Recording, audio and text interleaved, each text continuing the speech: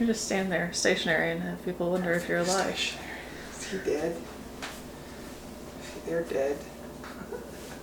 I've gotten faster at this. Yes, you've definitely gotten faster at this. Hey everybody! There's a couple people. There's somebody on Twitter, there's somebody on Instagram. I cannot see Facebook at the moment because it is further away from me. Yep.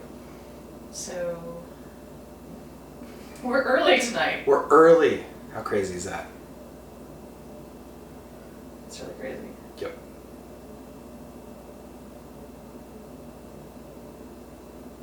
Yeah. Yep. Everything's up? Yeah. 8:59, I think. Depends on which clock you're looking at. Yeah, okay. Yeah, it's 8:59. It's 8:59. Okay. Do we need to wait 30 seconds for it to roll over? We go ahead and get started. Sure. I feel like I need to reset the clocks in the kitchen. I'm realizing they're off. Ah, well. Alright, close enough to 9. Good evening, everybody. I am Tim Niddle of Distilled Living. Thank you for joining us for day 19. Yes. Right? Day 19 of Crazy Cabin Fever cocktails. Now, we're revisiting a cocktail set that we did earlier because that was before we had as many cameras as we have now. And it was where Facebook and some others went all haywire and cut it all to pieces. So we're revisiting the Sazerac for you, which is one of those classic cocktails that everyone should know. Not everyone's going to love. That's okay, because we're going to do some alternates. We're going to do a slightly different alternate than we did last time, for those of you who were with us then. So the Sazerac, one way to think about it is basically an old-fashioned with fancy accent. There's a lot of mystique, there's a lot of tradition around the way that you're supposed to make it. I'm abandoning most of that because I'm just making a really good drink tonight.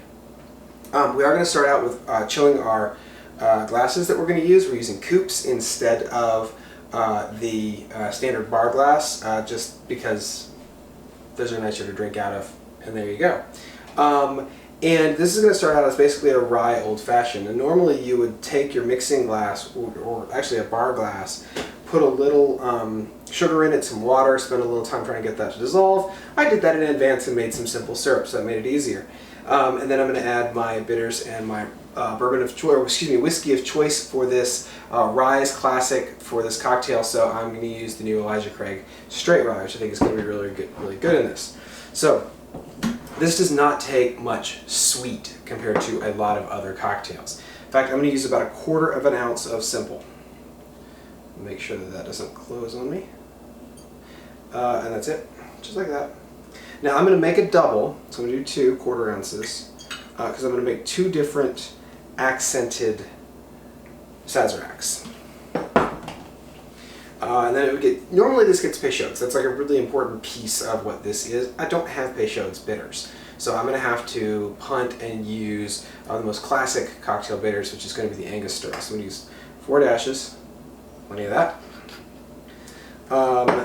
Then I'm going to do 2 by 2 ounces of my Elijah Craig Rye.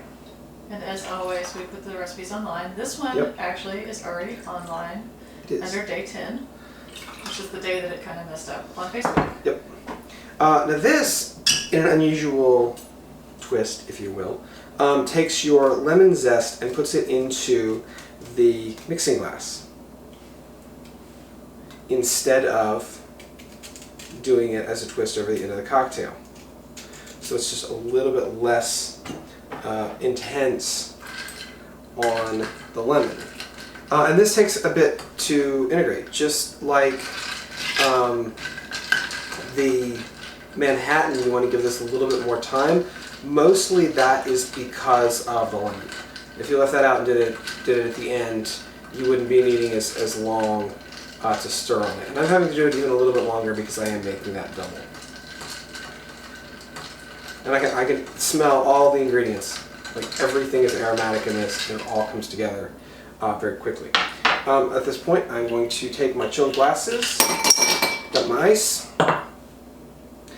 and I talked about this having a fancy accent. So a great way to think about all, like 90% of cocktails, is that they function on a base spirit, a sweet element, a contrast element, so bitter contrast sweet, sour contrast sweet, that kind of thing, and then an accent element, which may or may not be optional. So In this case, we have one accent, which is the lemon zest, which is going to be that more of that bright citrus. And now we're going to get a second fancy accent with some absinthe. And this is a Copper and Kings Kentucky absinthe.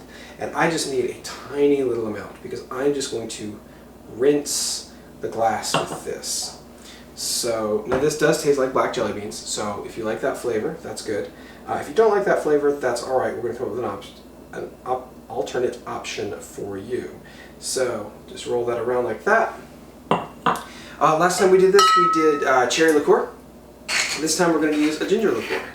So I'm using Stirrings, which is a nice company. I really like their products. And I'm just going to do the same thing, just a really small amount. It's not meant to be much more than an aromatic. And this is sweet, so you don't want to bring any sugar substantially because you've already got sugar in here, and this is a drier style cocktail as it goes. So I'm going to do the same thing. I'm going to just get it up as close to the lip as possible. Now I'm going to just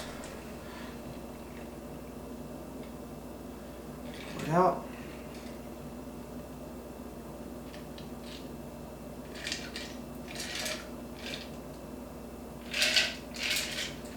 It's got a beautiful color on it too.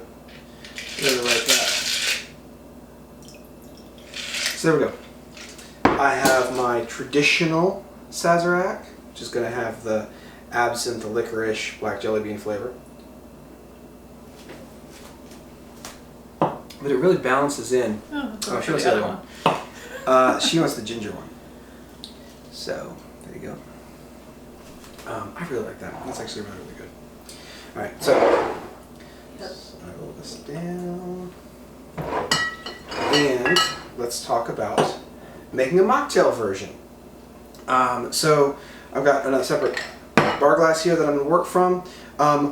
As our whiskey replacement, what we really like is found works really well. It's the Elmwood Inn Southern Pecan Tea. So we brewed up some of that, and that's going to give us our whiskey element. And then Hillary suggested we go ahead and integrate the licorice element right into it there. So what we did was took some fennel. We brewed the tea. Tea was fully brewed, took out the tea leaves so it didn't get overly tannic, so it didn't get bitter from that point. Ground up some fennel seeds, which gives us a licorice character, with the mortar and pestle, and put those into the hot liquid. And then we just let that steep for a little while until it cooled off. So now I've got this beautiful whiskey replacement. And then I'm going to use 2 ounces of this. With a mocktail, it doesn't really matter what order you build stuff in as much. Don't put your bitters in last. Actually, I probably should put them in right before that, although it's not going to be that big a deal. So I'm going to do 2 dashes of bitters. Because your bitters could, in theory, float on top of the ice and you want them to wash down, but I'm going to be able to put this simple right over that, which is going to wash the bitters down. Again, just doing that 1/4 ounce. And a little bit of lemon. Right down there. Move the lemon down to the side so it gets a little bit more integration. Give it my proper stir. Now I have all the flavors here, so I'm not going to rinse my glass. I wouldn't have any way of rinsing it with a correct absinthe licorice flavor liquid. If you have one of those at home, then you can build it separately, but no, that was not the way that I could do it. I think last time we used a different tea that actually had licorice in it. So there are a couple of options to this if you're just going for if you're going to do a mocktail that's intended to be a Sazerac. You do it licorice based or something that has fennel that has that kind of. Yeah, we did a medicinal tea that actually had some fennel in it. So, there we go. It looks so similar. It looks really freaking similar. The tannins are a slightly different color, but for the most part, that really looks like a sophisticated cocktail.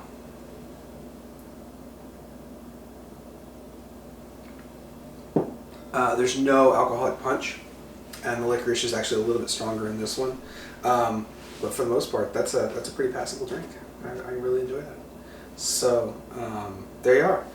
Day 19, revisiting the Sazerac so we get a better video of it. And we'll be thinking about some stuff and doing some research and retooling. when we come to you again for day 20. And we'll have another video posted online in a little while explaining how we're going to change some things up just a little bit. Yep, so stay tuned for that, and we'll see you next time. Cheers.